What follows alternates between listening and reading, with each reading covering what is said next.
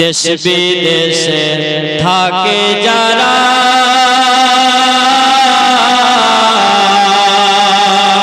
মায়ের আদর পায় না তারা রে, কবে যাব দেশে ফিরে দেখব মায়ের মুখ রে, কবে যাব দেশে ফিরে দেখব মায়ের মুখ রে।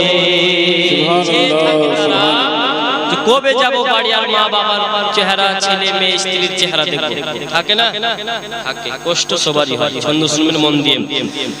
দেশ বিদেশে থাকে যারা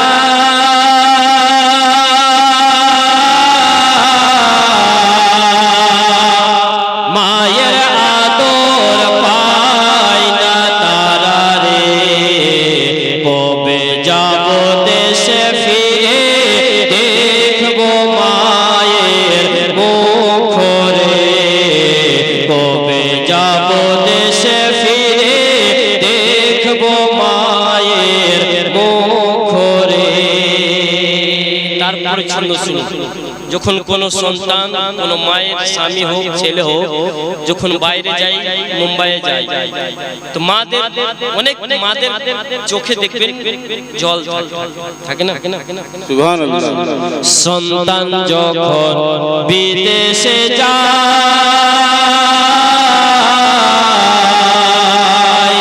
মার কলিজা ফাটিয়া যায় রে, সন্তান যখন বিদেশে যায়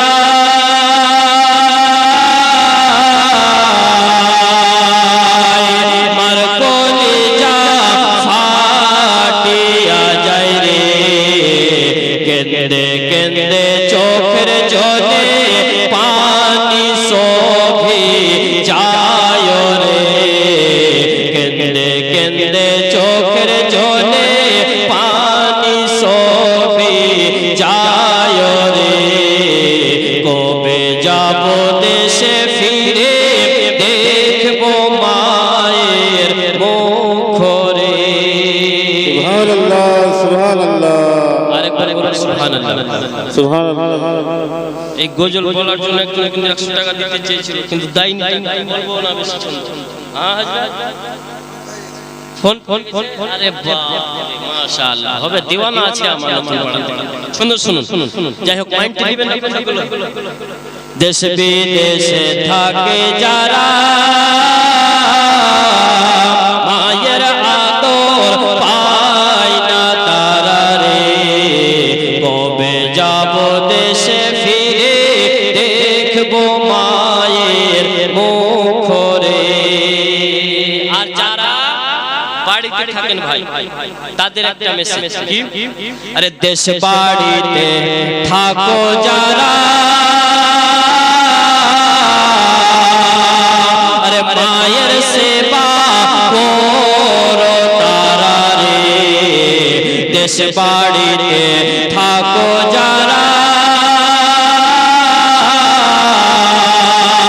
মায়ের সেবা করো তারা রে। কেন? যার মা বাপ নাই বাঁচিয়া সে তো বড় দুঃখী রে, যার মা বাপ নাই বাঁচিয়া সে তো বড় দুঃখী রে, যার মা বাপ নাই বাঁচিয়া সে তো বড় দুঃখী রে। সে ছন্দ, এই গজলটা কিন্তু অন্য জনের লেখা, তবে এই গজলের মধ্যে আমি একটা ছন্দ লিখেছি। 10 মাস 10 দিন গর্ভে রেখে মায়ে কত কষ্ট করে রে। সুবহানাল্লাহ, সুবহানাল্লাহ। ভালো লাগছে? বুঝতে পারছেন? 10 মাস 10 দিন গর্ভে রেখে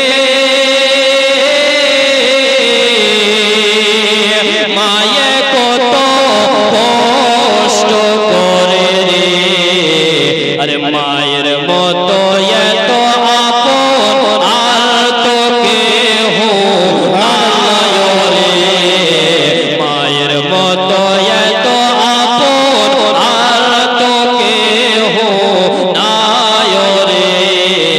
কবে যাব দেশে ফিরে দেখব মায়ের মুখ রে। কবে যাব দেশে ফিরে দেখব মায়ের মুখ রে। সুবহানাল্লাহ, সুবহানাল্লাহ। আবার 5 রাত্রি আছে, হরেক নূর গজল শুনতে পারবেন। আমার আন্দাজ আলাদা, আপনার আন্দাজ আলাদা। কোন হযরতের কমেন্ট করতে পারবেন আর আমার হযরত করতে পারবেন। ঠিক আছে, মাশাআল্লাহ, অনেক মজা, ভালো লাগবে ইনশাআল্লাহ।